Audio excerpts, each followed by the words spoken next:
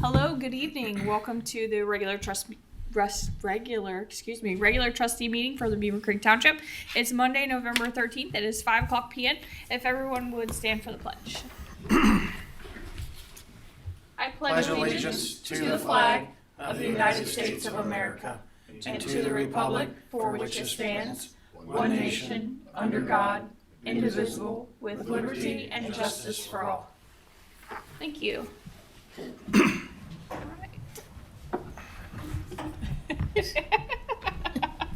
And wheel locks. Alright, so we have an agenda. Are there any changes or corrections this evening? Yes, Board, I have two items. One under new business, a motion to cancel the November 27th regular trustee meeting. And then under public service, we do have a purchase request to Saturn Electric. Again, that is a purchase request to Saturn Electric under public service. All right, thank you. I'll accept a motion. Make a motion to approve the agenda as amended.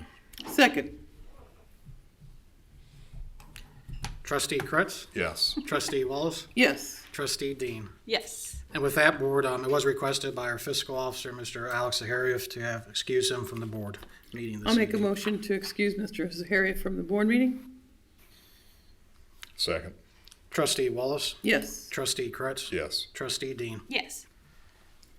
Make a motion to accept the general ledger report in the amount of $342,080.34 for the 11/1/2023 payroll. Second. Trustee Wallace, Yes. Trustee Kretz, Yes. Trustee Dean. Yes. Make a motion to accept the payment listing report in the amount of $1,639,529.60 for warrants through November 9th, 2023. Second. Mr. Rushing, can you explain why that is extraordinarily high? Yes, Board, not only did we have a 3-week period, but in addition to that, we had our first lease payment for the fire apparatus that the board authorized earlier. This is the first lease payment for the capital principal and interest for the new fire engines that we have on order. Great. Thank you. Trustee Kretz, Yes. Trustee Wallace, Yes. Trustee Dean. Yes. I'll make a motion to accept the minutes of October 23rd, 2023 of the regular trustee meeting. Second. Trustee Wallace, Yes. Trustee Kretz, Yes. Trustee Dean. Yes.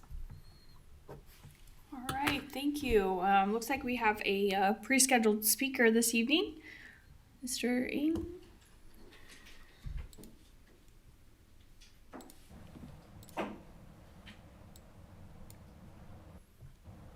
Welcome.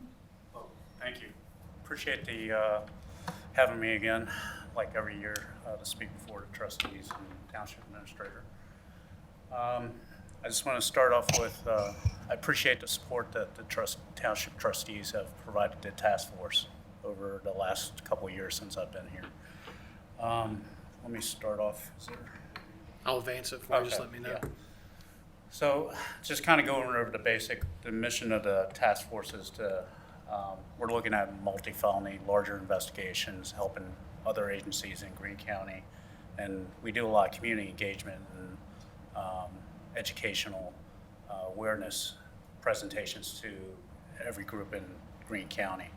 It's kind of part of what the grants are set up for, that we have to present. It's just more of an education to get people to understand what's going on out there with the drug trafficking and everything in the county. Next slide. So funding for a task force, like every year, we get the standard, the JAG grant that we call it, the Edward Byron, and the Ohio Law Enforcement one, and the Recovery Ohio, and the Project Safe Neighborhood, and then we have, I think, ARPA, which is one that's lasting 2 years, so that should end sometime, I think, next year or a year after that. It was only a 2-year grant that the state received, and then they took that money and dispersed it out to a lot of different agencies. So there's several $1 million in that grant that was that they received from federal funding, and then it was only limited to last for a couple of years, so that should go away. Every other grant that we apply for, it seems like what I'm seeing, and I've said this in the past, it's starting to decrease, and I've seen it this year, decrease in grant funding. Next slide. But fortunately, this year, we were designated as a fully funded HIDTA task force. What that means is we get money from the Department of Justice, whatever the high intensity drug trafficking task force provides to us. Their headquarters out of Cleveland, Ohio. It's a strike force out there. Their director and executive director have good relation with them. Our partner is the FBI because we needed a federal partner to have with this HIDTA task force. The funding is unknown right now. When they meet and fully funded, it just depends. A lot of the task forces that are federally run, like the DEA here in, that they're located in Beavercreek, they're fully funded, so they get about $100-some thousand a year, and so does like the FBI up in Lima now. We, as a task force, is a quasi-federal because we have a federal agent attached to our, with the H task force. We may get maybe 20,000 out of that, so it's not a lot, but it's something. So hopefully we'll get more as the as years goes on. So what do these grants fund for us? It's basically our my salary along with the operational supervisor, who's a special deputy with the Greene County Sheriff's Office. It pays for all the overtime for detectives. What I try to do there is to alleviate the burden of paying the overtime that the detectives put in on these investigations, because it's long hours and it's a lot of time put in on these investigations, and I want to try to alleviate some of the agencies' budgets, the general fund to pay these detectives, and also the overtime funds also pays for mark units.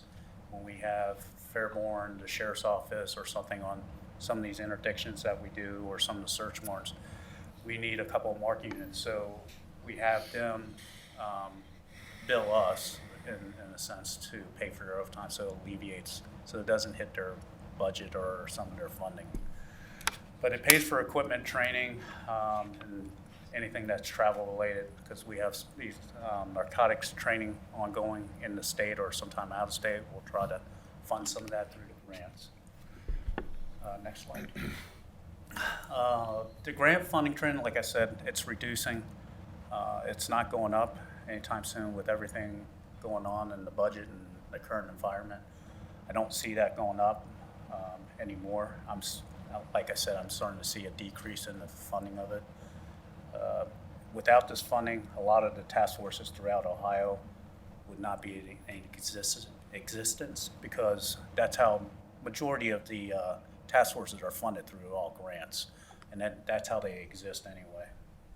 Next slide. So our purpose, like I said, we do long-term undercover investigations. We help out other agencies with other investigations that are outside of our mission set. And we're happy to, because we have the resources, we have the individuals that are trained in it, and we have all kinds of equipment that over the last couple of years I've been able to kind of upgrade and help out, that provides assistance to other agencies that need it. Next slide. So this is the trends that we're seeing. Methamphetamine, fentanyl, xyloline. Xyloline is being mixed in with fentanyl. I don't know if anyone here knows what So it's a mammal tranquilizer. It's supposed to be for cattle and things like that you're supposed to inject in someone, but they're mixing it in with fentanyl. The problem with xyloline is it's resistant to Narcan. So if someone gets exposed to xyloline, you're going to have to take them to the hospital to get medical treatment, because Narcan will not, it doesn't help it when you're exposed to xyloline. But we're seeing crack cocaine come back, small amount. Powder cocaine's a lot. Marijuana, but with the recent laws, I don't know how that's going to impact. The mushrooms, the ecstasy, we're seeing a lot of pills. pills comes in form of either the prescription stuff you get at a drugstore, or they're pressing it into what fentanyl pills. So you'll see Perk 30, Xanax bars, and they'll call it, but it's not really. They're making it look like so it disguises it. It's actually fentanyl that's pressed in it. Next slide. So these are the cutting agents that they're using. Like I said, xylaline's a big thing now. And all these other, they just mix it in to make it more product. So you can take like a kilo and make 2 kilos of fentanyl with it. It just expands your profit. That's all they're doing. So this is just some of the stuff they add. Are they able to, is xyloline easier to get then? Is that what they're doing? Is it because of vets? I mean, is it I don't know not where as they're- controlled? I think they're getting it from overseas, just like fentanyl and everything that's coming from China. So they're using that to mix because it gives it a little bit more effect, just like carfentanil back in, I mean, that's still around. It was a tranquilizer for rhinos and big mammals. So I don't know why you would inject that into you, but it supposedly, it's another added effect that gives someone another elevated high for what they're taking. Even though fentanyl is not enough, they're going to add something to it. Next slide.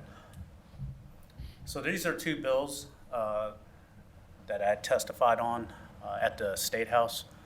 194 is a bill that they're introducing to pay for sustaining task forces, because these grant funds are, every year you apply for it, depends how much the pot of money is, so it depends how many task forces are applying. If an agency is applying for it, then that pot of money is decreasing every year. So House Bill 194 is, they're looking at a private company. This private company has several other states that they're making vanity plates for. So all the revenues that are generated from these vanity plates in the state their proposal is to disperse it to this different task forces. That way it'll sustain, I don't know how much we'll get out of it from the revenue generated from the plates, but that's their proposal for that. House Bill 230 was another bill. I was one of the ones on the board members for the Ohio Task Force Commanders Association to testify on. This increases the penalties for fentanyl. So right now fentanyl is like an F5. It's like nothing, even though on the federal level they charge it higher, and it's not the same. So it needs to be on the same playing level as the federal. So what they're intended to do is increase the penalties for instance, 10 to 50 grams of fentanyl will now be an F2 in the state if this passes. And then if it's being sold in front of a school or at some rehab, that increases to F1. So it holds a higher penalty and a higher felony if this passes, which is good. And part of that component of that bill is also human trafficking, which I'll get to, which is kind of a big thing now also. These are some of the trends that we've seen in the investigation. So our firearms investigations have increased. So we have individuals in the county manufacturing, I don't know if you've ever seen them, Glock switches or AR switches. So they're 3D printed. You can take this plastic plate that they manufacture on a 3D printer, put it on the back of a semi-auto Glock like mine, and it'll make it fully auto. It's the mechanisms, it's illegal, so ATF has banned that. Same thing with the AR switch. They drop a switch in there, it becomes a fully automatic weapon. And these are getting out on the streets from here to Dayton, everywhere. So we had an individual that we're investigating that the FBI and ATF have taken over, just because they're going to have a heavier penalty for that firearm versus what we can give them in the county. But they were selling these switches along with selling drugs to our undercovers.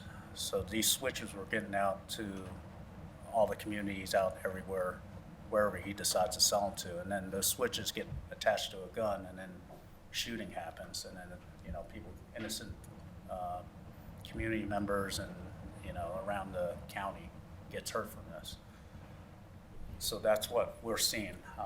That's one. We had another one in Fairborn. Guy was making suppressors. They're illegal. You can't drill them out and then try to shoot them and then have a narcotics plant sitting next to where you're shooting them at, which was the stupidest thing I've I've ever seen. So that was on video. ATF took that investigation just because it holds a heavier penalty in the federal system for firearms like that. Human trafficking, we're starting to see. We've done a couple of human trafficking operations in the county. They're isolated to businesses that are trafficking females for sex and anything else. What we're seeing is they're coming out, they're not from around here, they're coming from New York or Chicago, which we've determined from what we've seen from our investigation. So we're seeing a lot of that activity pick up here.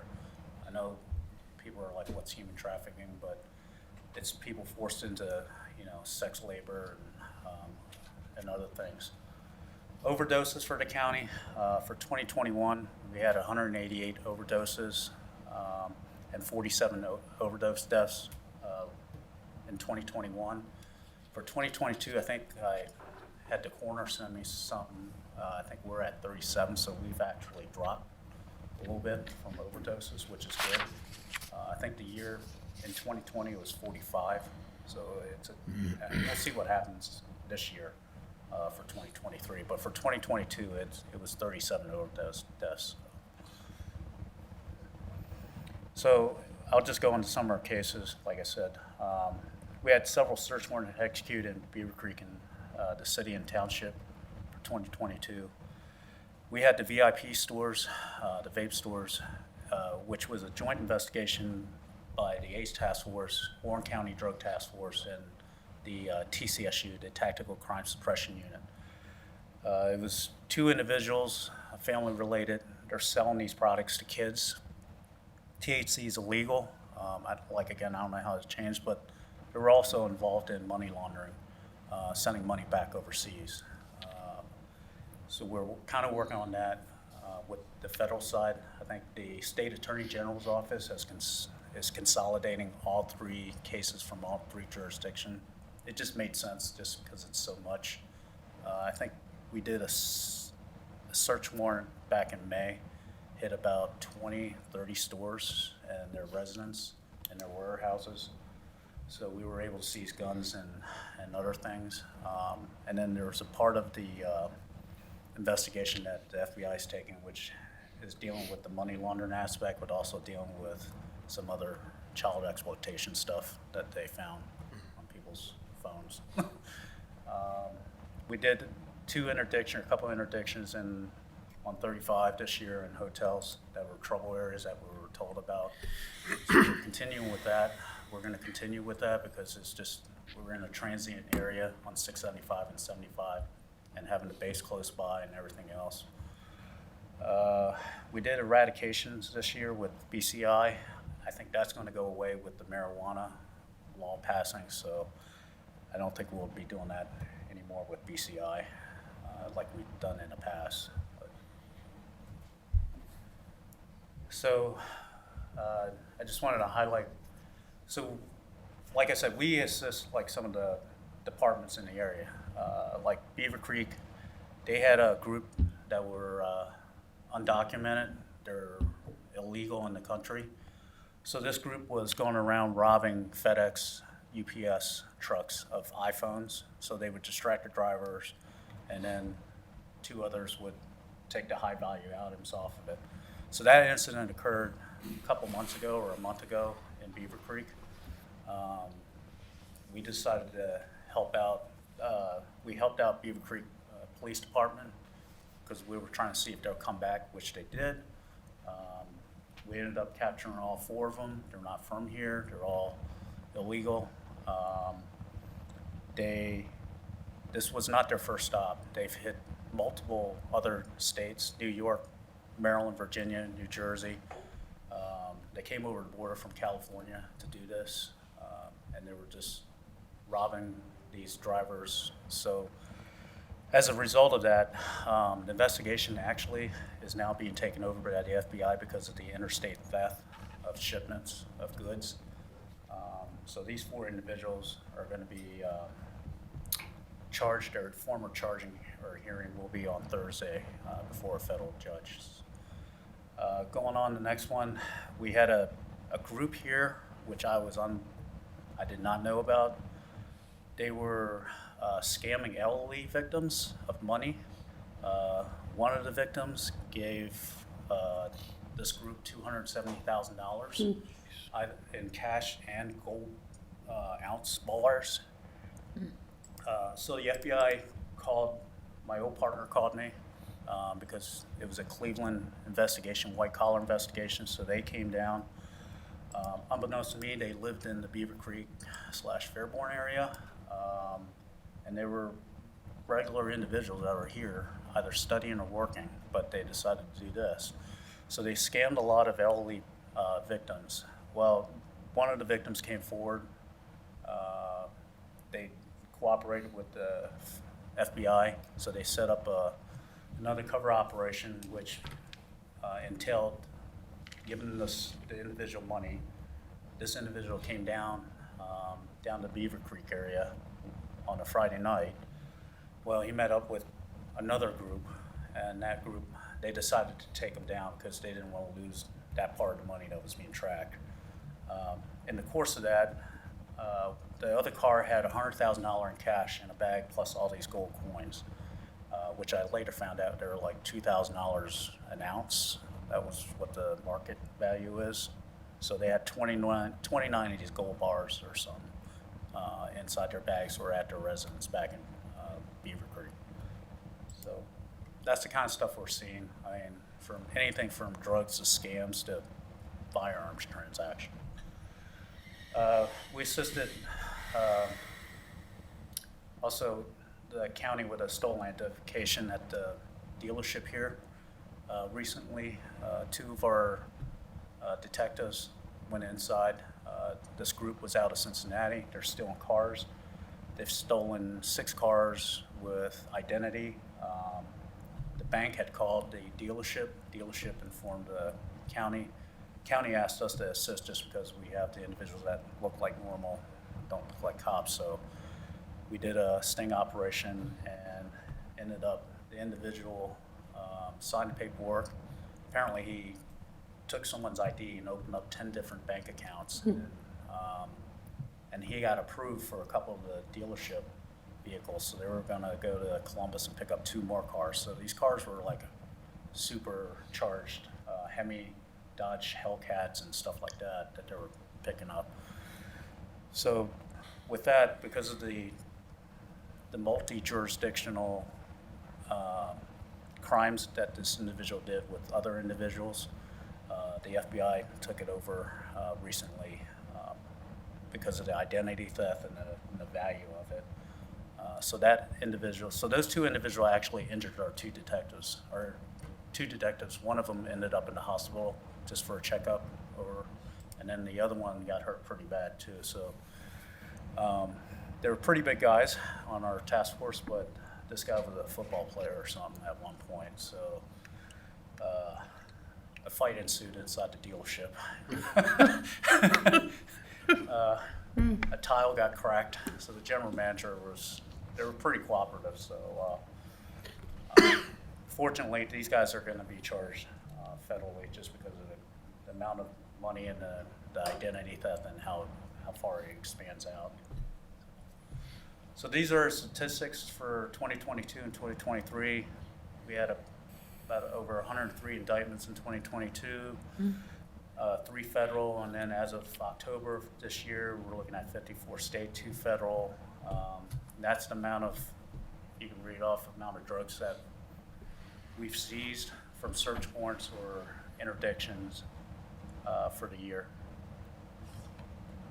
Thanks. These are firearm statistics. We seized 82 firearms last year. We're at 58 right now, and that's how much currency. I'm more concerned about the stats for firearms. I want to get those off the streets because the Glock switches, those are bad. They end up, as I forgot, during that search warrant of the Glock and AR switches, there was improvised explosive devices found that this individual was making. that actually got sent overseas to the intelligence community because it was something they'd never seen before. The FBI bomb tech and the ATF side of the explosive side sent that out to the community. It was kind of interesting because for 3 hours we couldn't because the bomb squad had to go in.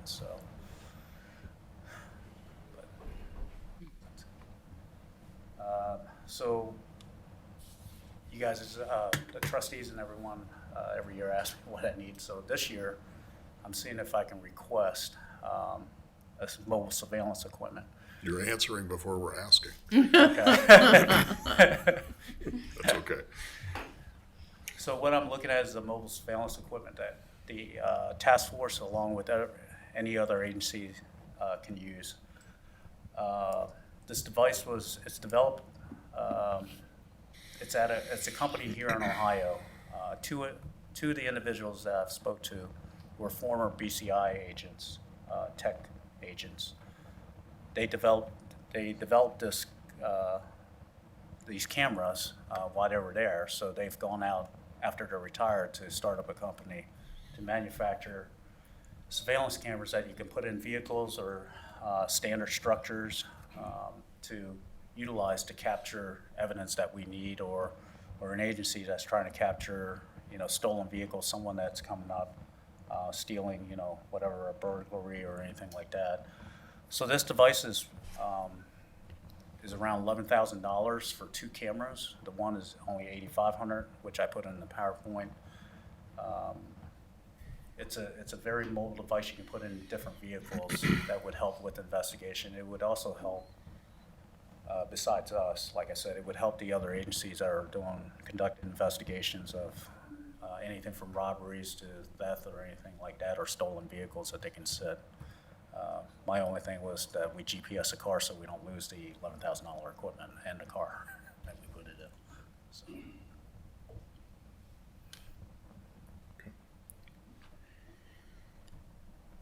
And they're just cameras? They're not microphones you can spot and listen to? No, they're high-def cameras, so it's a whole self-contained system that it's also, you can watch it live on your phone, so they have an app that you can download that everyone can see what's going on, or you can stream it while you're sitting in the office. You can stream it through a TV that has streaming capability, so you can monitor what's going on. So it's just video, though, there's no sound? Yeah.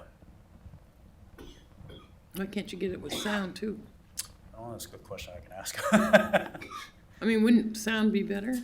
Well, if it's sitting in a car, you're not really capturing because the noise outside, because if you're capturing an object or Road noise or whatever else. residence, you're not going to capture a conversation because it's going to be housed inside a vehicle or a structure, something like that. So this is something you're putting either in an unmarked vehicle or in a discrete location, and you're trying to monitor and then Yeah. be able to go back and look in time and see Yeah. who, what, where, when. Yeah. Instead of having somebody in a vehicle watching, you could. Right, and Well, somebody needs to.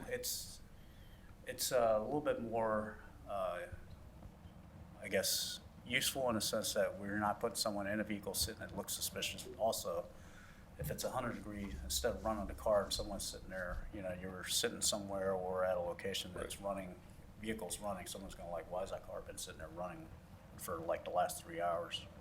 So that way, you park it, you leave it. More discreet, yeah. Yeah. Okay.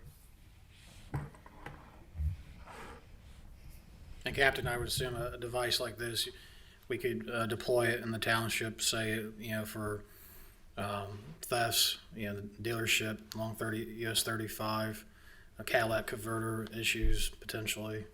Yeah, I mean, you could stick it, if a dealership was willing, you could stick it, you can actually set this device up in one of their vehicles on the lot.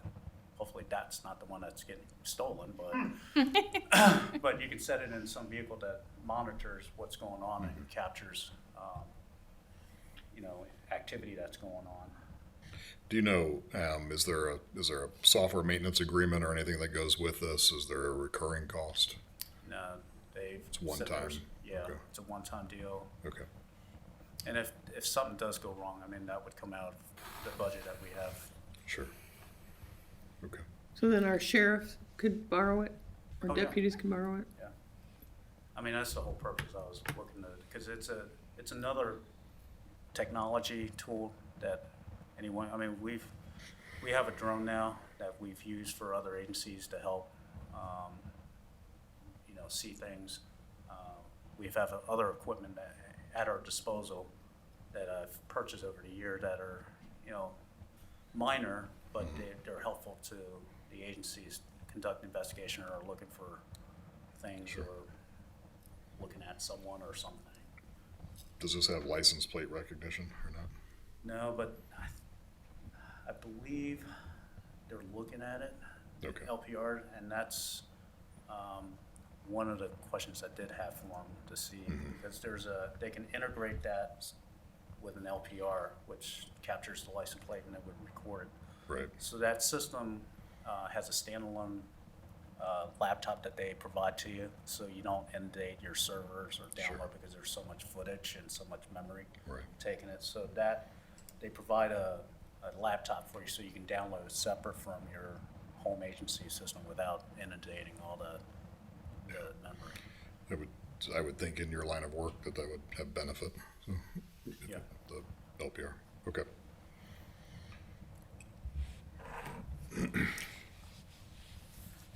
I just had a question. You were talking about the increase in the charge related to like the fentanyl and stuff. Do you find that the increase in the charge, does that do anything to deter the criminals from actually doing the crime because it holds a higher penalty? I think it will deter them, because right now as it stands, I mean, fentanyl is a low-level charge, felony charge. And they look at, even though fentanyl is like killing everyone and it's the biggest opiate drug that's a problem in Ohio,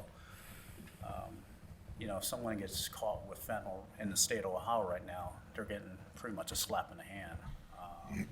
So nothing's going to happen to them. But they know, like, if you get charged on a federal level, they're going to go away for it because it's a deadly drug. But if you increase that penalty in the state, I think it will deter them from even doing that, because then they'll like, well, the charge is a lot higher. I don't know if I want to do that. And plus with the overdoses that's killing people, I mean, that's what's killing it is the fentanyl. Fentanyl, Now yeah. you're mixing in xyloline. That's even an added, extra to it. I've never understood the business model of killing your customer. I mean, literally.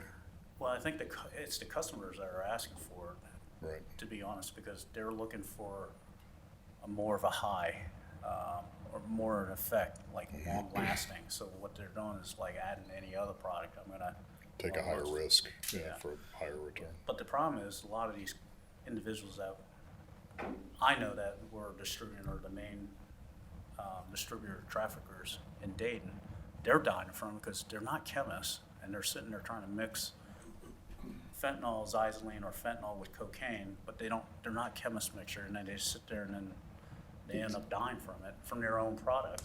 I don't know if it's karma, but Okay. As far as your request for funding, so what's the timing of this? Is this something you need today? No. Need a budget for it for next year? yeah, we can budget it. I mean, Okay. we can budget for next year. Okay, I'm just kind of seeking and just kind of making a request for now. okay. If the I trustees. think we can add this to the list of things we would consider at budget time then, and Yeah. we can. And he's if that gotta makes do the sense. 13 points of light. We have a purchasing policy, so. No. It's a helpful process though, because it identifies, like, is there a software maintenance agreement? Is there a recurring cost that you need to budget for? Or because you hate to buy something then and you can't afford to operate it, Yeah, type thing. and- So if you know that in advance, it makes it a little more logical process you walk through as far as a buying decision.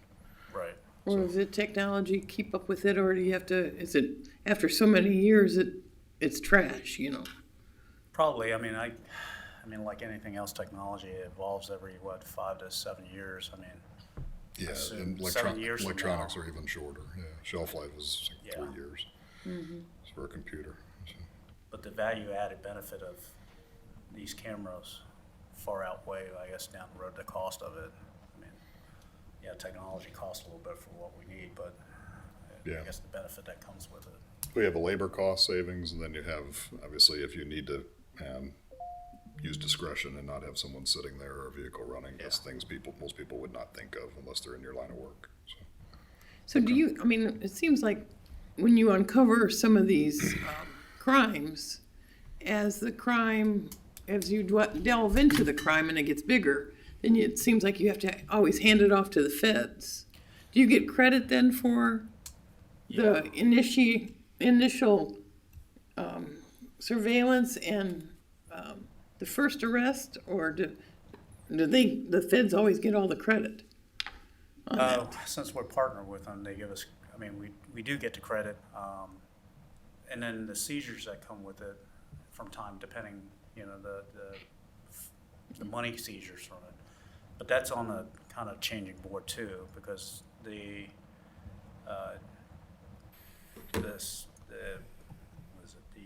Judiciary Committee at the House, they've changed that. They want to take the equitable sharing from the local and state side, and then just take it off of the federal side, because what it usually happens is there's a large seizure of money, and you helped out, like the sheriff's office helped out, Beavercreek helped out, Fairborn, so everyone gets like an equitable share of it. Oh, okay.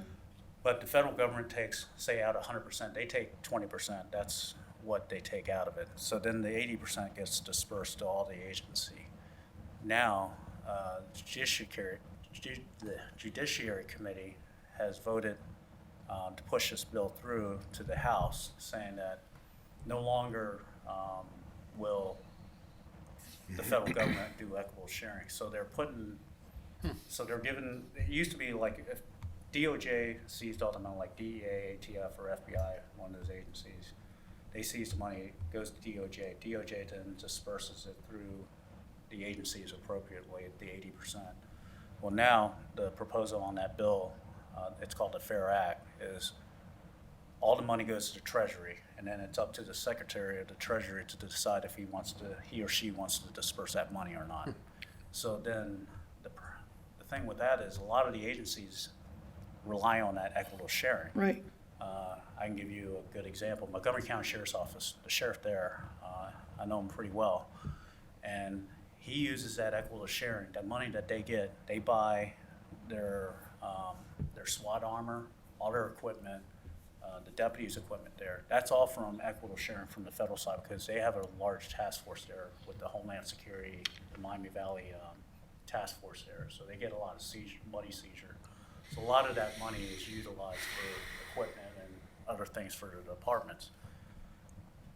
That's what a lot of smaller agencies rely on. So if you work with a Fed and you partner up with them, I mean, you're going to see some of that equitable sharing.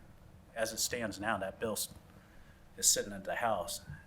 They're trying to, there's a lot of push from different police associations, from the Chiefs Association to the Sheriff's Association, International Sheriff's Association. They're trying to stop that from going through, because they don't understand what the repercussion of that will, it'll affect like a lot of departments. And a lot of departments utilize that for buying, new cruisers or something, like Right. smaller villages.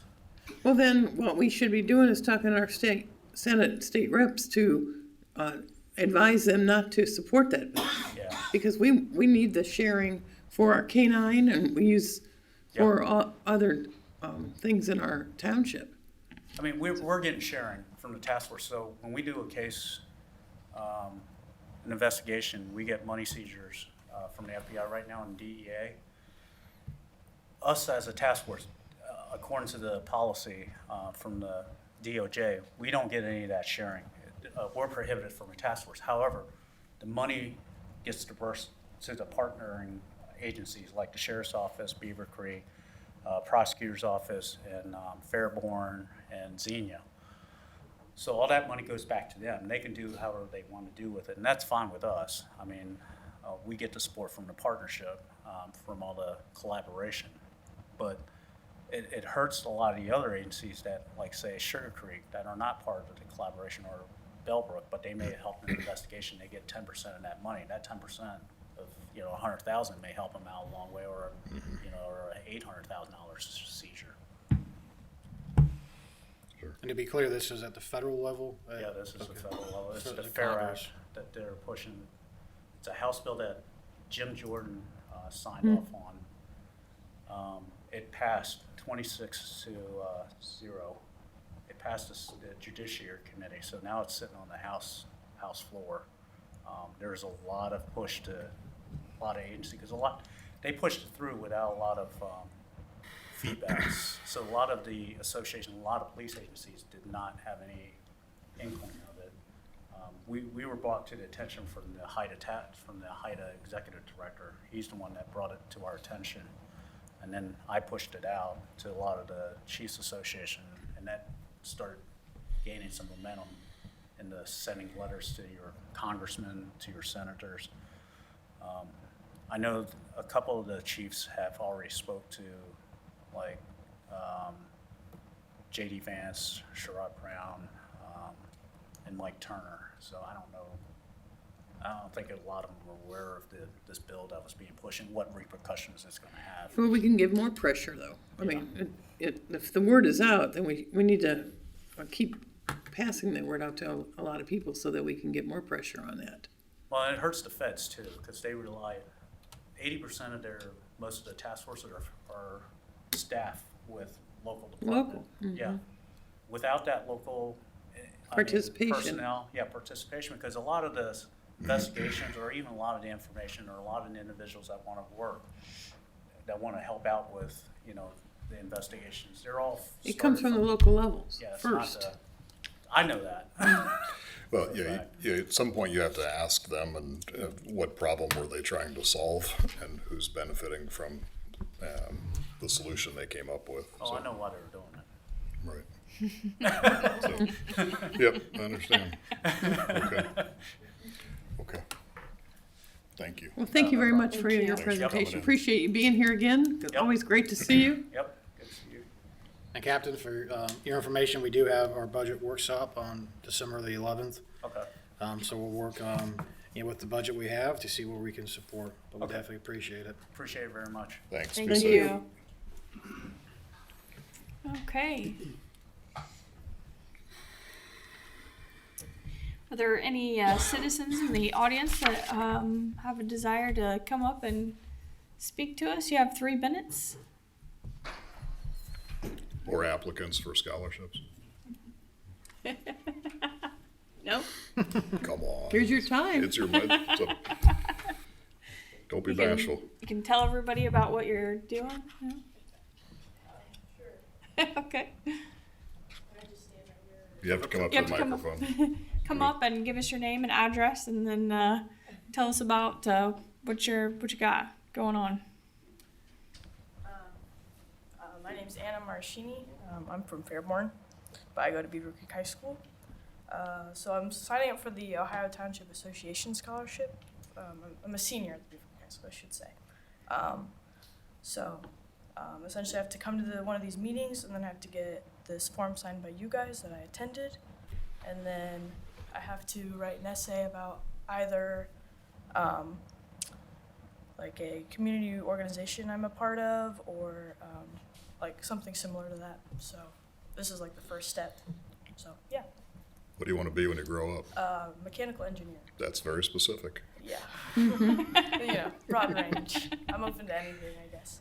Great. Yeah, Good luck to you. thank you. Thank you. Anyone else? All right, moving on. I see no old business, new business. There doesn't appear to be We anything did on there either. amend the Yes? agenda to do Oh. the, Yes, I apologize. no, The amended agenda item.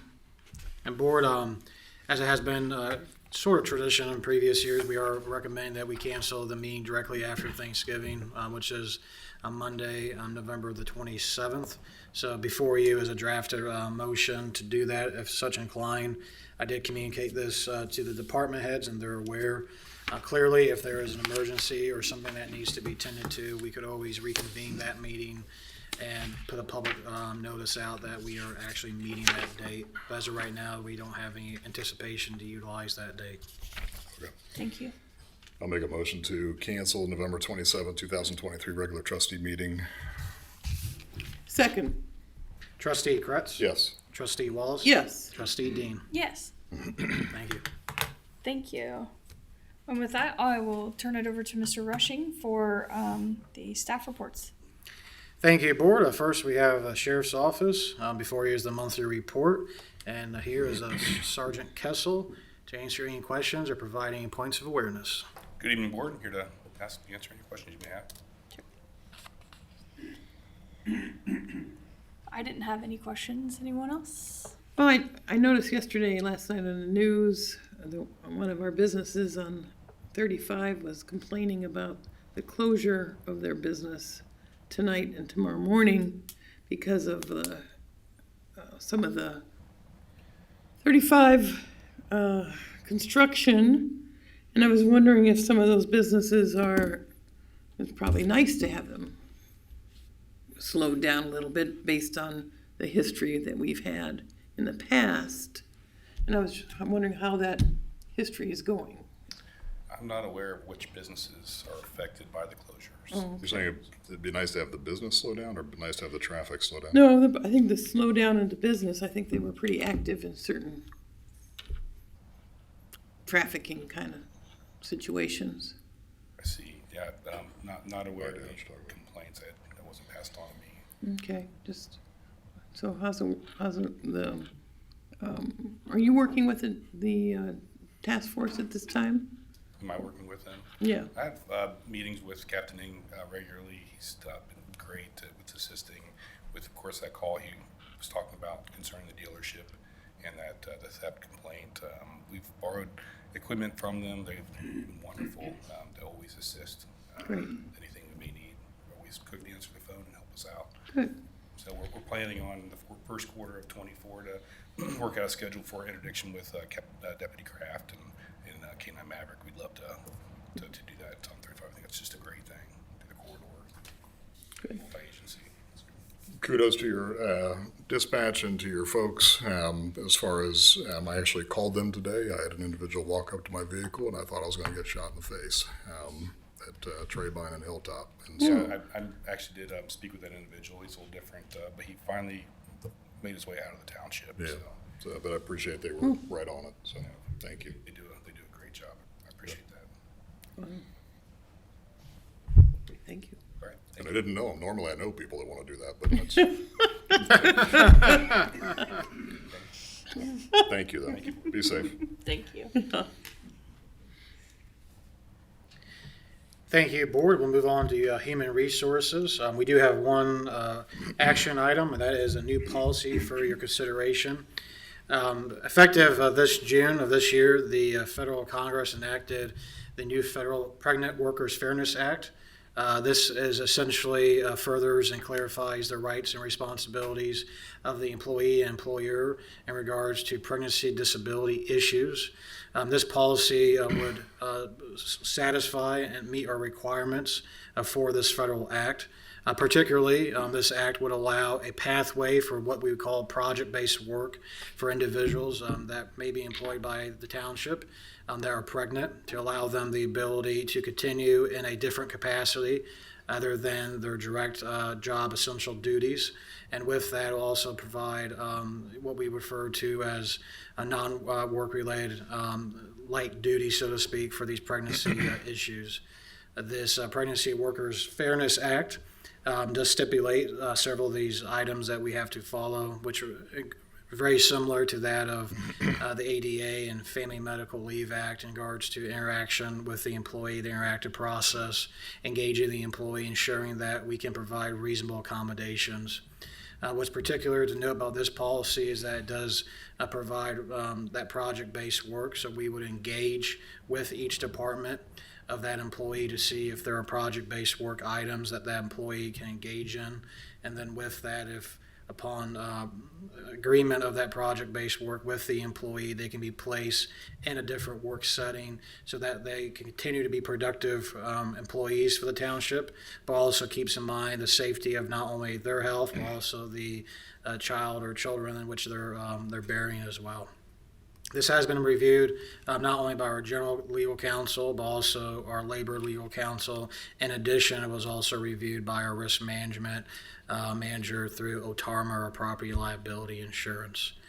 Before you is the drafted policy. It's a brand new policy, so there's no red line. And I'd be happy to answer any questions if there are any.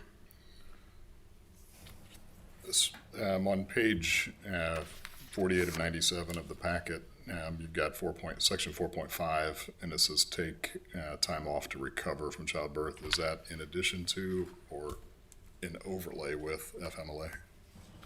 That'll be overlay with FMLA. Okay. So this would be concurrent. They would be allowed their FMLA protections concurrently with this policy. Okay.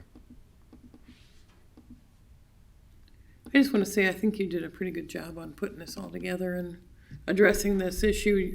It's been a long time coming, and I think brought us up to speed as far as legality and I think what we needed to have in the township. So thank you. Thank you. Does the policy force pregnant women to do the, different job duties if they so don't want to or so choose? No, all of their federal protections in which they're afforded to today, whether it be ADA or FMLA, would still apply. Our FMLA policy allows concurrent paid leave while they're on FMLA.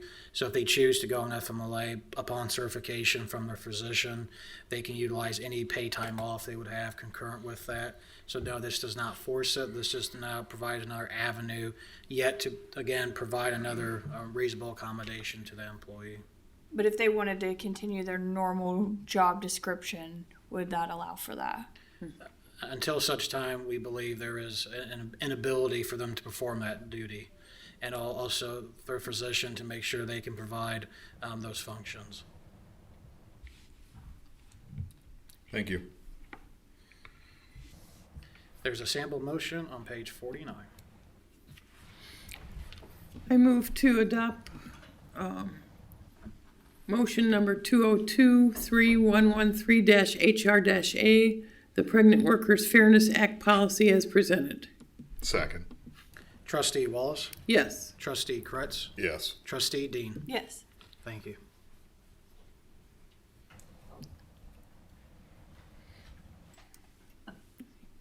I've got to sign a document.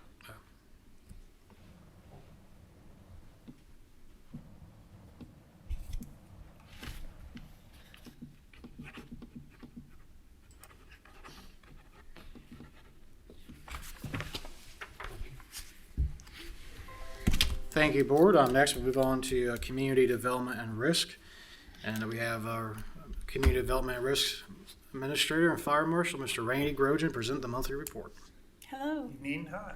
Just a couple little things. Obviously, we did have Fire Prevention Week in October, so this is just kind of a recap of the October stuff in this monthly meeting.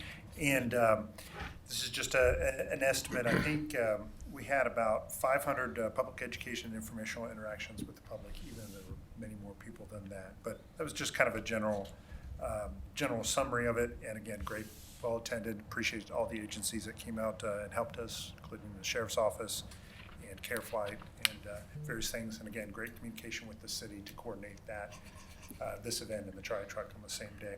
You did a great job, Randy, and your staff. All the staff and everybody, thank you very much. Just a reminder, Ed has been, Mr. Amrine has been going with us for a little over a month, and it's been very much appreciated. He's been helping us quite a little bit on the zoning side. And then just a little update, and I don't know if Chief Vandenboss had discussed this at all. We did have that fire at the Walmart. Wanted to appreciate the cooperation with the city of Beavercreek and their detectives to pursuing and apprehending the suspect in the fire. So I have nothing else, additional items. Do you guys have anything in regards to the packet? From a revenue projection standpoint, I know we have through 2022 and year-to-date dollars that have been pulled through. From a tax collection standpoint, though, Mr. Rushing, we've received every distribution that we're going to get for this year or not? Correct. Okay. So, and then based on the revaluation, the triennial, we're anticipating, do we have a number yet as far as an average for Greene County, specifically Beavercreek Township? Not yet, no. Okay, because I know Looking into in that. Montgomery County, those have been released by, Washington Township knows what their number is Okay. as far as their average valuations. I don't know if David Graham was able to provide that yet, just so you can, it'd be helpful to know that before budget, so that just kind of cross all of our levies. I mean, some of them don't matter, I suppose, but unfortunately, but anything new coming on, it'd be interesting to know that. So, and then I'm sure the schools would be interested as well. Yep. We will get that information before budget. That was all I had. So, as far as between now and the end of the year, do we anticipate catching up? I don't know if you've heard any whispers from developers, or all the activity is new activity that'll break ground next year as well. Yeah, okay. Okay, Anticipating anything else? thank you. And then as far as replacing Mr. McConnell, I'm sorry, any update there as far as applicants? We do have a few applicants. Okay. We're reviewing those at this time. Okay, okay. I'll pass on our appreciation to Mr. Amrine. Yes. So, Thank you. scholar and a gentleman. Thank you. Thank you, Board. We move on to IT. Before you is their monthly report.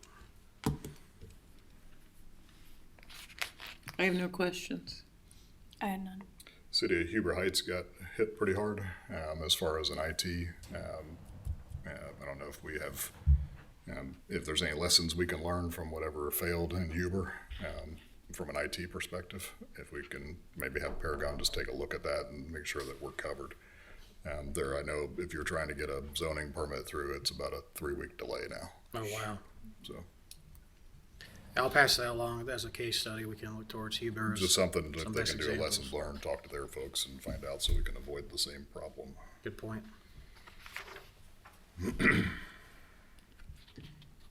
Thank you, Board. Moving on to our Finance Department. Our Finance Director, Ms. Molden, is unable to be here this evening, but we do have one action item before you as a resolution to do some reappropriations within the fire fund. This is in regards to workers' compensation premium payment. We have traditionally have paid this in January of each year, but we've been notified that in order to receive a percent discount, a early bird payment, so to speak, we have to make a payment in December. So essentially this year we have a one-time dual payment of BWC premium. So we paid our premium rate for 2023 in January of this year, and now we're prepaying, but we're receiving, I believe it's between 2 and 4% discount if we pay in December. So this does not increase the budget, it just moves unutilized funds within the fund to the appropriate line item so that we can make those payments and receive that discount. That should make the next audit entertaining. Okay. I'll make a motion to approve resolution number 20231113-FIN-A, resolution for the reappropriation of fire funds 2192. Second. Trustee Kretz? Yes. Trustee Wallace? Yes. Trustee Dean? Yes. Thank you, Board. And next is the Finance Department's monthly report.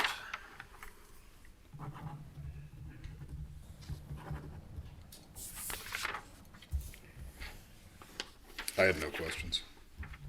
I had none. I didn't either.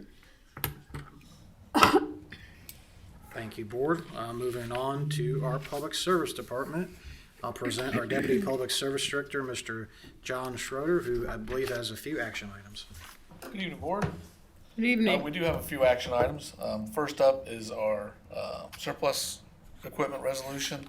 This is equipment that came out of the police cruiser that we just had redone. That equipment's no longer useful in that vehicle. So we will go the same means we have in the past, which is declare it, and then we'll put it on gov deals and see what we can generate from that and put back into the fund. Okay. I'll make a motion for resolution number 2023-113-PSD-A, a resolution to surplus equipment. Second. Trustee Wallace, Yes. Trustee Kretz, Yes. Trustee Dean. Yes.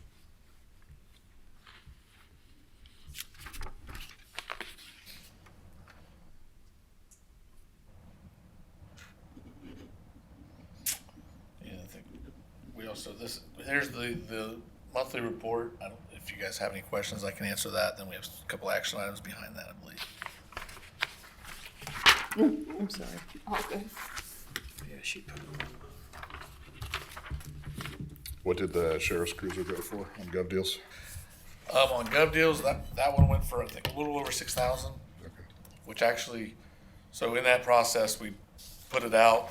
We had a gentleman in Florida that won the auction, but then was unable to make payment because of a issue down in Florida through some storms. So we put it back on Gov Deals, and we actually got a better deal the second time around than we did the first time around. So it actually, Worked out better. yeah, I think it was somewhere in the neighborhood of maybe $1,000 more than we got the second time around. So I was skeptical as how that was going to play out, but it played out in our favor. Good. The next item, unless you guys had any other questions on the report, I'm sorry. No. I like your report. Thank you.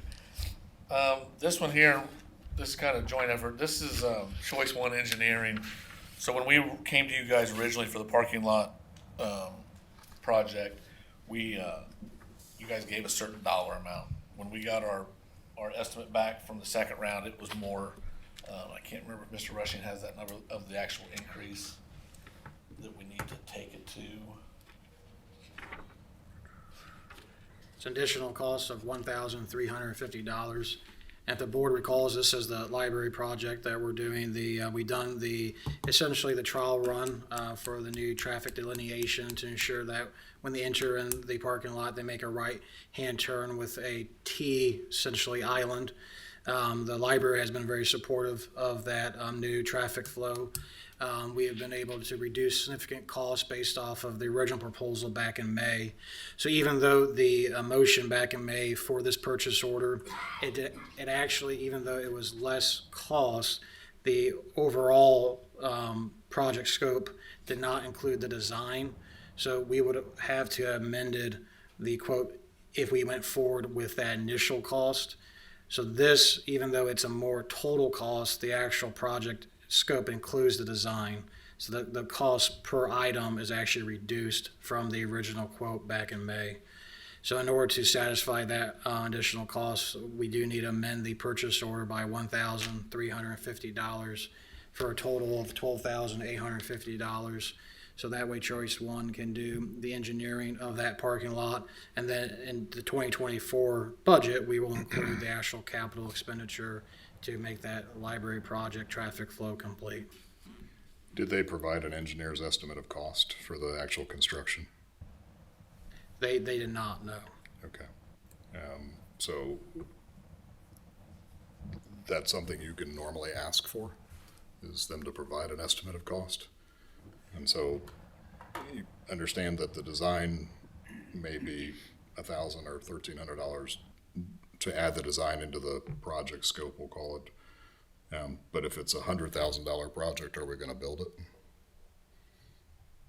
A lot of this will be in-house work we're going to be doing resealing of the parking lot through the public service department. We're going to be utilizing our But we're own not paying in-house them to labor. engineer resurfacing the parking lot. We're paying them just to engineer the turn lanes and the parking, correct? Correct. Okay, so that's what I'm saying. We should understand that there will be other ancillary things we do either with your resources, your team, or we outsource because it's convenient to do them at the same time. But we should get a ballpark estimate of the cost before we pay to design something we wouldn't want to spend the money to build, in my opinion. Well, that's a good idea. And I agree, and I think we in that meeting, that when the last meeting we've had, we somewhat discussed that of what's the overall, I mean, obviously the project has shrunk down immensely from what we Just what the originally. total cost is gonna be. Right. Yeah, the turn lane study we did with the temporary things worked. So Worked, we know yeah, how you we did a wanna good turn. job. So now it's a matter of, but I think it's reasonable to say, give us a ballpark estimate of what the cost would be I agree. before we approve your design, because maybe your design is crazy. Yeah. I agree. Okay. So I would, unless there's a time-sensitive weather issue that we need to make this decision tonight, I'd ask that we table it, but until we get that estimate. Yeah, we can That's do up to that. the other two, but that's my. Yeah, this is project. Not against doing it. I mean, No, I understand what you're saying completely. I'm not, Yeah. again, I'm not, We've got and I time. think we've all discussed, in reality, and I've explained this to the library, Mr. Rushing, and when we were up there, is we're looking at more of a, late April, early May timeframe. Our biggest goal is to get it in before their summer, their summer programs kick Right. off. Obviously, we know June 1st, I think, is when they historically amp up and they really start moving. So, I don't think really that that's a big issue. I think, we could get that done and then still meet the If we could have deadline. that by the next meeting maybe, or just a ballpark, just an estimate, so obviously they should be able to put those numbers together. And have you talked with Choice One? I mean, was the library involved in that meeting, or we're just, so they understand that one first section of the gardeny area is not gonna be changed? Correct. So when Mr. Rushing called the meeting last time when we were all met up there, we went through the whole scope of work in the library. I can't remember the manager's name who was with us, but she was out there with us. We it's explained some of the garden issues that we're gonna run into. There's no way around it just by how those turn lanes go in there. So they were gonna have some discussions. We did talk some stuff about with Redbud about their island. Some small changes. They have railroad ties, which we discussed as a group of maybe we should make those concrete curbs instead of railroad ties, because railroad ties obviously deteriorate over time. Concrete would be much more. They would not lose any space. They'd actually gain a little bit of space. But we did have the library involved, so Okay. they're fully aware of the entire scope of the project. And I got no indication that they had any 'Cause issues. these are the little points that they go ballistic on, and so, Right. and that's why I wanna make sure we're transparent and communicate Right. with these people. I think the one area that we'll struggle, and it's not really a struggle, is there is a flower bed on when you go in on the very right. That Well, there's no way around it, but unfortunately, we'll try to give back as much as we can, but I think that one may be a point of a little bit of contention. I mean, obviously they have, it's dedicated to a loved one that they've had, but to make it work, we're just gonna have to lose some of it, if that makes sense. Okay. So, but we'll work with them as much as we can to try to give them back what we can. Yeah, and we've also. got that extra space on the right too, on the driveway coming in, that's 10 feet there, even though we've got major Oh, right, trees where it there. kind of dead ends? Well, no, as you drive in, there's 10 feet of space that we own. The Right, and that's where township owns. that's where one of the that one bed is. And again, it's not we'll work with them. The problem we run into is now we're starting to get a lot of memorial spaces kind of spread out, and that makes it a challenge over the long term of who's going to be responsible for the long-term care and so on and so forth. But with the one that we were talking about there on the right, we'll make every attempt to help them, give them back whatever we take or make whatever arrangements we can. Well, and the other thing is that, if you get to that kind of contention, then go to Carl Cologne. He's the manager of all of it, and he will override some of those decisions. He is quite aware of what we're trying to do, and he said that he wants a better stream going into the library, and if he has to override what some of the people there are saying, he's willing to do that. Yeah, by all accounts from the manager up there, and Mr. Rushing can attest to it, they are extremely happy with the pattern. And I think once we get a clean slate, it's somewhat confusing right now because you have a lot of lines on top of lines and arrows, and I think once we get a clean slate. It's like a pickleball court on a tennis court. Yeah, it'll be a much cleaner look, and I We're think talking about the squirrels. the understanding of the pattern will be much better once we get it all said and done. All right, thank you. We'll get those numbers and come back at their next board meeting. Thank you. Yeah. Then That's you a have good a idea. Saturn Electric. And the last one we have is part of the amendment to the meeting tonight. So Station 63, if you remember, we authorized to do the fire alarm replacement back, I believe, February. So as we've gone through this process, we're running, going through it, we've got it done. We're almost to the end. What we found was and I'm gonna explain it in my terms, and if I mess it up, I believe Randy is gonna help me out, but we have 3 modules that communicate with our dispatch center. When we started the project, they were intact and working. However, they do not work with the new fire alarm panel that we have. They're obsolete to that panel. So in order for us to get the inspection off and pass, we have to replace these 3 modules, which is roughly $1,500. It's not like a normal central station where the fire alarm contacts a remote office somewhere and they call us back. This is tied into our dispatch center, which runs through our station alerting system. So we have to get these modules replaced in order for it to talk to dispatch. So it's just something that nobody realized early on. It kind of presented itself here on Thursday when we had a meeting up there that they are not going to communicate with that fire alarm panel. So we're kind of, Yep. Okay. and it's the last big hurdle for this system to get replaced and be done. Okay. Do you have a motion? Ms. Walls, wanna do that? She's gone. Okay.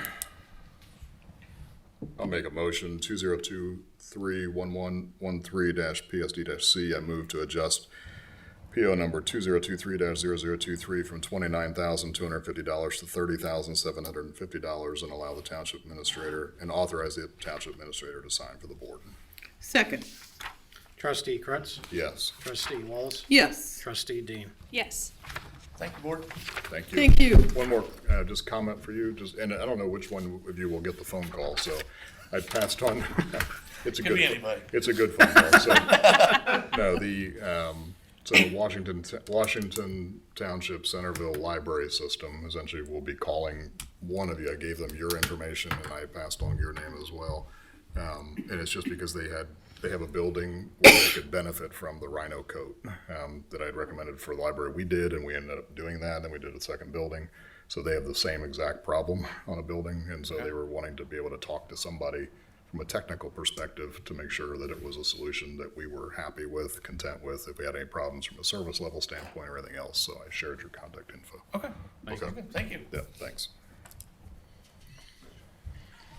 Thank you, board. Move on to the fire department. And here this evening is Chief Vanderboss to present some various items. Good evening, Board. Good evening. Appreciate your time tonight. The first item we have for you is unfortunately a resignation. Firefighter Ben Bohenik has submitted his resignation. It's been in the works for a little while. There were some personal issues that he's working to address, and he felt this was the right decision for him. We are very sad to see him go, and we do want to make sure that he is eligible for rehire if at some point that becomes a path for him again. But I do have a motion for the board there for you. It's too bad. I'll move to accept the resignation, resolution number 2023-113-Fire-A of firefighter Benjamin Bohenik, effective November 25th, 2023. Benjamin Bohenik is eligible for reemployment with Beavercreek Township. Second. Trustee Wallace, Yes. trustee Kretz, Yes. trustee Dean. Yes. How long has he been with us? It's been a while. I swore him in. 7. Or maybe before, I thought. I'll have to find out for you. It's been quite a while, and he is a solid individual. Like I said, Yeah. we'll be sad to see him go. Good family. All right, thank you. The next item we have for you is an updated mutual aid agreement. Wright-Patterson Air Force Base Fire Department, under the direction of the U.S. Air Force, is updating their mutual aid agreements with all their primary mutual aid partners. They are an integral part of our responses and great neighbors, not only for emergency responses, but for training and planning and other opportunities. The format of the agreement is Air Force driven, but Council has looked at it and made a few modifications that we don't anticipate having any trouble with. So if the board would authorize, accept it and then authorize Mr. Rushing to sign for the agreement, we'll get that off to them, and assuming no issues, we'll have that in place. Previously, they had been part of both the Greene County Fire mutual aid agreement and the Montgomery County, which we're signatories to both. But this, again, is a drive from the Air Force itself, big Air Force, to make sure that they have agreements with the individual agencies directly. Probably one other point that's worth noting, there was some discussion at the very beginning when they were bringing this out as to whether there were two versions about using firefighting foam. They have made a policy decision they will not use foam off base unless it's a DoD asset aircraft or some other, which is fine with us. We don't call them for foam. We usually call them for staffing and manpower. So it doesn't affect our ability to have them respond and be a good asset for us. So with that, I'd like to ask the board to approve that, or I'll be happy to answer any questions you might have. Chief, I didn't see any material economic impact differences. More policy driven. Yeah, this is, as I can tell, it's simply policy driven. Okay. There was no note of anything economic, so. No, and okay. It's not like we're gonna pay double for, or we don't pay, I mean, I understand, but. Correct. Okay. And one of the points of clarification that actually came out of this, it has nothing to do with economics, but since you got me talking again, it occurred to me. The fire chief does have the authority to release assets regardless of the base condition. So our continued relationship with them is a benefit in that regard.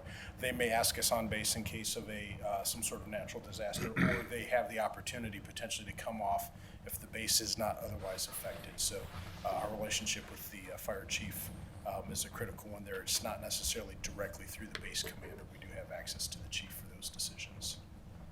But nothing economic, you're correct. Okay. I'll make a motion to approve the enclosed Wright-Patterson Air Force Base Mutual Aid Agreement with the United States Air Force, and to authorize the Township Administrator to sign for the Board pursuant to Resolution Number 2023-1113-Fire-B. Second. Trustee Kretz, Yes. Trustee Wallace. Yes. Trustee Dean. Yes. Thank you, board. And thank you, Mrs. Frick, for getting that back to us. That was very timely. So I had actually hit our cycle, and then there had been a number of changes, so it was kind of in the queue. And as soon as he called and said it was ready to go, I appreciate the quick turnaround. So get it done before the holidays. The next item is a recognition of excellence. Captain Harrison has been off for an extended leave, and we're hoping to get him back towards the end of this month, so that's good. The progression there is very good. But in his stead, Lieutenant Art has been filling in as the acting shift commander and running that shift for him. And Lieutenant Harrison wanted to recognize him for the good work that he's done in that position.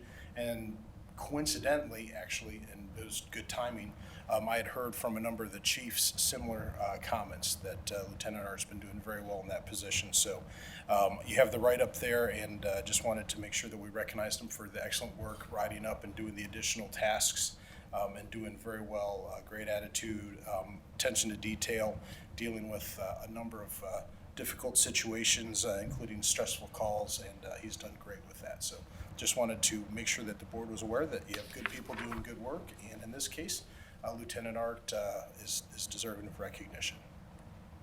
Great. Next, just a very quick update. Our probationary firefighters are all proceeding very well. Both Chief Easter and Chief Merckx are checking in on them regularly, in addition to their mentors and their crewmates, and they're all doing very well, passing their tests and proceeding. So just wanted to let the board know that they're doing great. Some pictures of the engine there. The next thing I wanted to do is introduce Lieutenant Tyson Dean for you this evening. He was in there in the notice there. He attended the EMS Expo about a month ago, and outside training is one of those topics that a lot of times you hear about the crews going out, but you don't get a lot of feedback about what they were able to cover. So I asked Lieutenant Dean to come in this evening and just give you a brief overview of the value and importance of that training. And so I'll turn it over to him.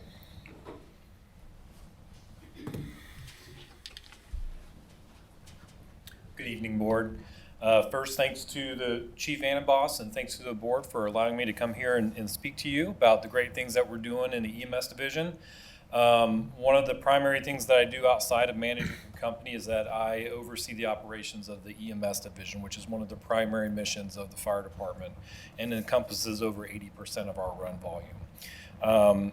One of the goals that I set for the division this year is to start exploring opportunities for the professional development of my officer cadre and also of our providers. And at the national level, there are two main venues for that. One is FDIC, which you may be aware of over in Indianapolis, and there's another one that we explored this year, not for the first time. My predecessors also went there a few years ago, called EMS World. EMS World kind of bounces around the country from year to year. This year it happened to be in New Orleans, which was close enough that I felt it was a reasonable expense to go there and evaluate it against FDIC. So this spring we sent a group of 4 people to FDIC, and we sent 3 to EMS World. Again, with trying to evaluate how good of a fit would it be to send people periodically to the conference at varying levels within the division, from the division management level all the way down to the provider level. I went as the division management level. Lieutenant Renix, my training officer, went from the training division. And then Lieutenant Heaton, who is our community outreach manager, who interfaces with nursing homes and also oversees our community paramedicine program, went in his role. The way the conference is structured is they break it out into tracks. So it's very easy for me as a manager to line up all the classes that are pertinent to my role in the fire department. All the way down to the provider level, there are tracks that deal more with hands-on clinical types of things, handling an array of topics. So leadership was one of the tracks. There was a clinical tract, a community paramedicine tract, a management tract, research, and then also officer development, health and wellness, and all the other topics that also bridge over into the fire service. Lieutenant Renix and Lieutenant Heaton tailored their experience to their duties, and I kind of branched out everywhere, trying a little bit of everything. Some of the examples of classes that were taken were some of these titles. They get pretty creative with the titles. There's Becoming a Person of Influence, which was a leadership class that Lieutenant Renix took. There's From Concept to Culture, an instructor-related class, and then there was Training for Brilliant Documentation, another instructor class. Lighthouses Leadership, a beacon for the next generation of EMS leaders, one of their leadership classes. One of the things that we are sure to do whenever we go to these conferences is we look to what can we bring back to Beavercreek, not only to benefit our department, but ultimately the citizens we deliver service to. Some of the classes that I attended a class from a fire-based EMS system very similar to ours, that at the grassroots level created a protocol for traumatic brain injury. So they'd noticed that with the number of crashes that they respond to, that they had to have a big potential for traumatic brain injury, and so they spearheaded a protocol specifically for that. So I'm looking to see how we can create avenues to implement some of the same things that we do within our local protocols and scope of practice. Their fire department was from Virginia. It's a suburban rural interface community very similar to ours. Also, more of the provider level, I attended a class that was all about differentiating between the 6 deadly causes of chest pain. So usually when we think of chest pain, we think of heart attacks, but there's also things like cardiac tamponade, there's pulmonary embolisms, and 3 other main deadly diagnoses that we need to continue down that path as far as being able to differentiate between those so that we can get them to the right treatment center for those.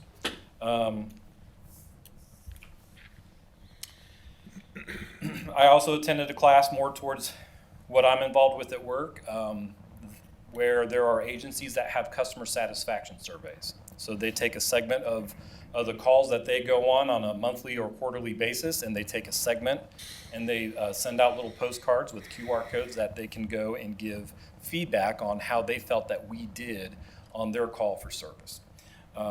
And that is something that over the past couple of years I've been looking for ways to implement that for Beavercreek so that our citizens can give us that direct feedback as another way of improving our service. from their perspective as well as obviously the clinical perspective. The other interesting class that I took is I took a research class on pre-hospital EEGs. And an EEG is what they use to measure if somebody is in seizure, among other things. So for pre-hospital, we're concerned about seizures. And there are seizures that occur in patients where they don't do the classic jerking and convulsions. And that might be because of another predisposed medical condition that they have. So this device is something that we as not doctors can put on, and it is able to tell us that the person is in seizure, and it even has the capability to send that imagery to the hospital, to the doctor. And that's in its very infant stages, and it was actually a very interesting class, and it helps us keep informed of the trends that are coming down the road at the 5 or 10 year mark. Overall, outside of the knowledge that we gain at these conferences, I think it's of tremendous benefit to be able to go through the expositions. Much like FDIC, there's a bunch of EMS specific vendors that we have the opportunity to go and see the latest in equipment. We have the opportunity to network with other professionals from all over the country to be able to compare what they're doing versus what we're doing and how we can mutually improve. I am very appreciative of the support that Chief Vandenbosch gives us and that ultimately you guys give us to do these kinds of conferences. I would be happy to answer any questions that you may have about the experience specific to this conference or any other things that the EMS division is doing. Do you have little classes within the EMS group to tell them about some of the new ideas you come back at? Yes, so one of the other classes I took that wasn't in my initial notes is I took a documentation class. So one of my instructors, she's been working on creating a patient documentation training to deliver to our providers to help us improve on our EMS documentation for the report that goes to the hospital. Another class that I took that one of my instructors is looking at doing is how do we deliver bad news? So if we have a poor outcome, say somebody passes away and we go and we try to do all the interventions that we can, that's very difficult to deliver that news to a family member who's obviously upset. It's a very emotionally charged scene. And the initial training that we receive as part of our paramedic training, they don't really cover that a whole lot. They cover a lot of how do you pick out heart attacks and how do you differentiate between this and that, but there's not a lot of interpersonal training on how to deliver devastating news. And so he's actually taking that upon himself to deliver to the fire department. And so I was able to take notes during those classes and get that information to those two instructors so that they can incorporate that into the trainings that we're delivering at the ground level right now. And Chief, this is what I think is so important about going to conferences, is when somebody goes to a conference and is able to relate back to the troops, so to speak, about what they've learned, because we can't afford to have everyone go. But if, 3 people go and be able to have discussions and talk to the rest of the people about what they've learned and educate everybody else, then everybody can benefit for the small dollars that we can spend on that kind of out of the area training. So I appreciate you being so lively about the training and enthusiastic about what you've learned. And Chief, I'm happy that you've sent the people that you sent, and I think it was dollars well worth spending. Yes, I do too. Thank you very much. Thank you. Any other questions? No, I think enough said. It's about retention and then converting it to actionable results. All right. Thank you very much for your time. I appreciate it. Thank you. Thanks, Chief.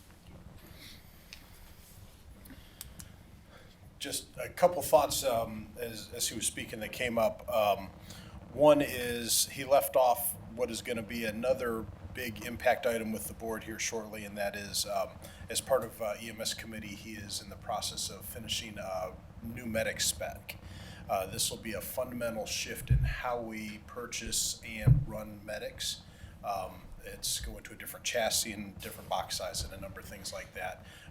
Interior configuration changes. So it's one of those things where it's a long project to get everybody's input and consensus. But he will be back to make a presentation on that, probably after the first of the year is our guess. But you'll be seeing him again, but that's another big part of the job that he has. To your point and to Lieutenant Dean's point, that is a specific change that we made a number of years ago, is how we handle conferences. We ask that anybody who gets sent to an outside training prepare at least a brief write-up of the training that they received when they come back that can then be evaluated to determine, was it good training, was it bad training? If it was good, how do we incorporate it? Is it a conceptual thing? Is it a put it on our future wish list thing? Is it something that we could implement today with minor changes? And as you kind of heard, he's got a bunch of ideas and he's already begun implementing some of those.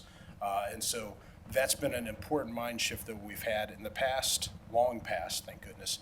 Training was seen more as just an opportunity to get out of town and go away. Our folks take it very seriously and bring back a lot of good information that improves our ability to serve the community. So we're appreciative of them taking it as seriously as we would ask them to. So, and thank you for supporting it. And that's all I have for you, unless you have any other questions for me tonight. I had a question. The last time we met, we talked about changes in shifts and things. Has that all occurred? Yes, And- we are about, we're just about 2 weeks into it so far. It seems to be working well.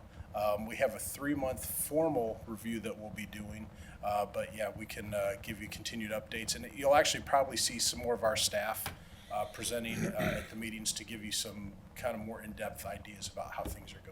Okay, because I'd like to hear follow-ups on how that is Absolutely. happening. For our budget discussions, can you assemble or have any concept of what an update to the Novak study? That we Yes, did? matter of fact, I've reached out. Novak Whether is it's no longer Novak or Novak. not, yeah, I understand. I started with them just because we Right. have a history, and so I've been playing phone tag with, I cannot remember the gentleman's name, but Julie Novak put Sure. me in contact with The the fire. right person. Yeah, good. And so, yeah, we'll have at least a budgetary idea for Good. that. Okay, Yes, sir. thank you. Thank you very Thank much. you. Appreciate your Thank time. you. All right. Moving on, Ms. Frick, legal advisor. Nothing today. Thank you. Mr. Zahariev is not here, so is there anything that he left for the fiscal office? No, not to my knowledge. All right. Meetings, Miami Valley Regional Planning. There's a lot happening with MVRPC. I suggest everybody read the packet from the director's report. We're changing the bylaws again on a regional RTPO, which will be some communities outside the 7-county district. Brian Martin has been instrumental in increasing the size of MVRPC to the point of he has received grants now from the EPA on emission control standards, and the minimum grant that we will be able to go after is $2 million. It's going to be a regional thing. So I talked to Paul Otten from Beavercreek Schools, and it suggested that he talk to the district schools in Greene County and see if we can put a application together for new school buses for our Greene County district schools. Even if to use the $2 million, even if it only buys 10 buses, they would be brand new buses that would control the emission standards of a bus and probably have seat belts that would follow along with the Clark County accident that happened with the school bus.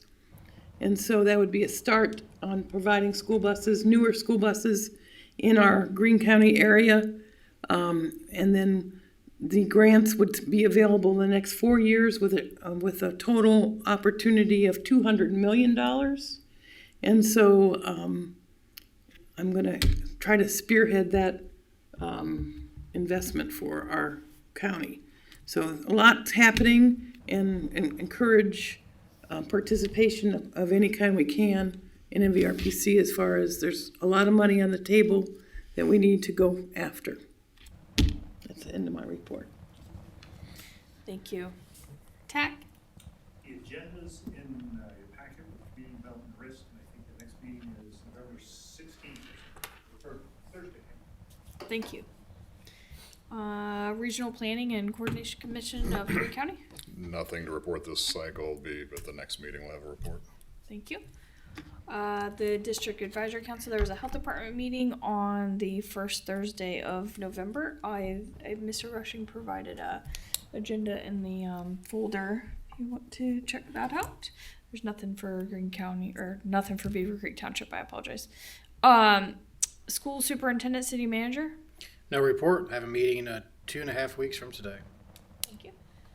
Wright-Patterson Air Force Base Restoration and Greene County Waste and Water. Mr. Zaharieff is not here. And no report. Thank you.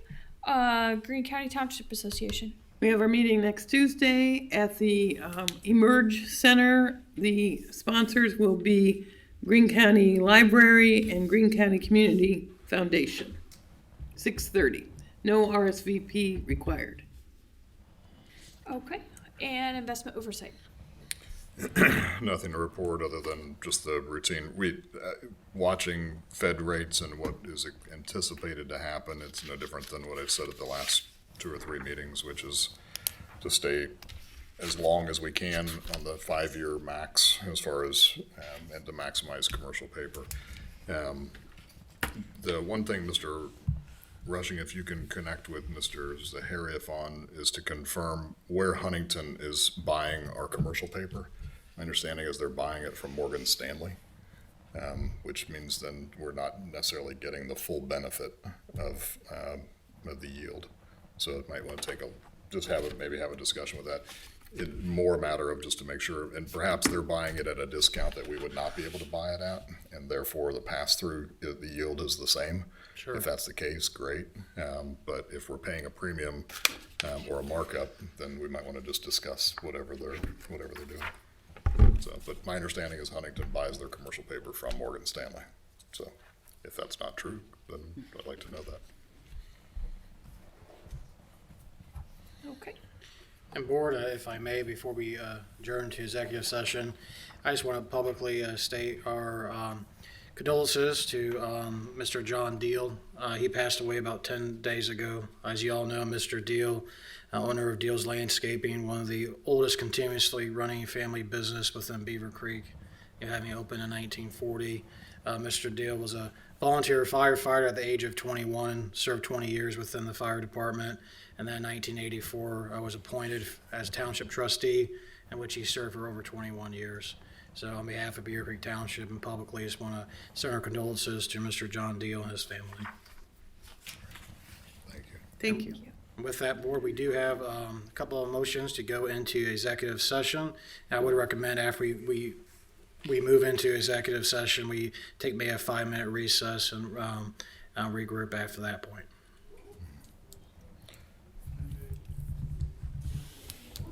I'll make a motion to go into executive session under Ohio Revised Code, Section 121.22G1, to consider the employment and compensation of public employees or officials.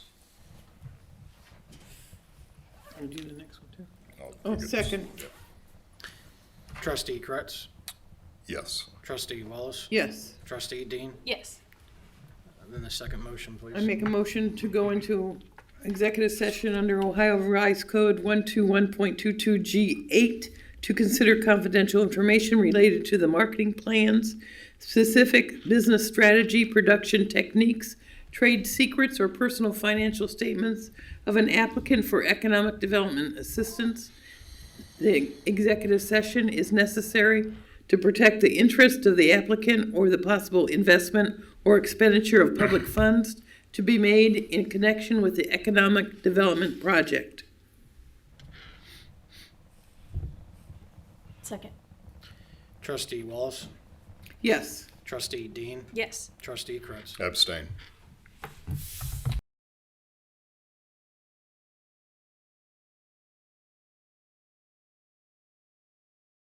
Okay, I'll make a motion to reconvene the regular meeting and exit executive session. Second. At 9:06. At 9:06. Trustee Wallace, Yes. Trustee Kretz, Yes. Trustee Dean. Yes. I move to authorize a memorandum of understanding between Robert W. Nutter, Greene County, Ohio, and Beavercreek Township, Greene County, Ohio, subject to final draft changes to language by legal counsel, and authorize the township administrator to sign for the board. Second. Trustee Wallace. Yes. Trustee Dean. Yes. Trustee Kretz. Abstain. Thank you, Board. And as we have each year now that we have a calendar year renewal for health insurance, we once again reached out and did a wide pool of quotes from our insurance carriers through our broker, Marsh McCullen. We received the proposals back for a variety of different insurance proposals to try to maintain costs to benefit not only the taxpayers of Beavercreek Township, but also employees. So presented before you are those options. We need a motion to authorize the plan or plans in which we desire. First of all, I think all of us, I'll speak, I think for all of us that we appreciate the effort and the time that you put into this, Mr. Rushing. It was thoughtful, and you're obviously an advocate for the employees and the taxpayer, and we appreciate that. And that's not an easy job always. So with that, I'll make a motion to authorize the township administrator to enter into a contract with Anthem for a dual plan program for the period January 1, 2024 through December 31st, 2024. The first being the Anthem PPO option 10, RX option T2 plan. And secondly, to also offer an HSA option, and that option would be Anthem HSA option E3, RX option T8 for the same period, with essentially the township providing a dollar for dollar match in addition to what the employee would contribute to the HSA up to the following cap limits. So it'd be a dollar for dollar limit up to these amounts per category of employees. So on the single plan, it would be a match of a dollar for dollar match of up to $866, matching the employee's contribution. For an employee and spouse, it would be a dollar for dollar match up to $1,905 per member of the plan of what they would contribute. Employee and children, the match dollar for dollar the township would add to the HSA would be $1,463. And for a family plan, the township would match up to $2,665. That's again in addition to what the employee would contribute. To be a dollar for dollar match with the employee up to these amounts. Second that motion. Trustee Kretz. Yes. Trustee Wallace. Yes. Trustee Dean. Yes. Thank you, Board. That's all I have this evening. All right. Anything else to come before the board? And make a motion to adjourn. Second. Trustee Wallace. Yes. Trustee Kretz. Yes. Trustee Dean. Yes.